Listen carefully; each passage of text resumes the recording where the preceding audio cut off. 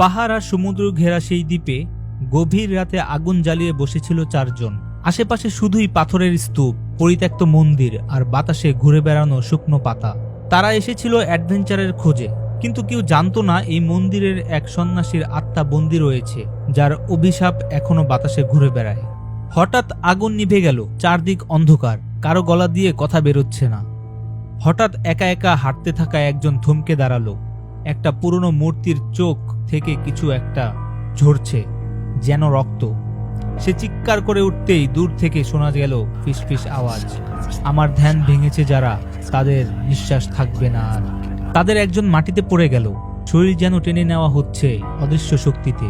বাকিরা দৌড়াতে চাইল, কিন্তু আশেপাশে পাহাড় যেন একে একে জীবন্ত হয়ে দাঁড়িয়ে গেল।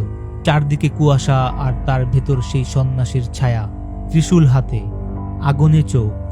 একজন দৌড়ে পাহাড়ের ঢাল বেয়ে নেমে পড়ল, বাকি দুজন উধাও। সকালের প্রথম আলোয় যাকে খুঁজে পাওয়া গেল, তার হাতে আঁচড়, চোখে আতঙ্ক, আর ঠোঁটে কেবল একটি বাক্য, আমরা ডাকিনি। তবুও সে জেগে উঠেছে। আর ক্যাম্পিংয়ের জায়গায় শুধু একখণ্ড পুরনো ত্রিশূল আর পাথরে খোদাই করা লেখা, এই ভূমি আমার, এই রাত তোমাদের শেষ রাত।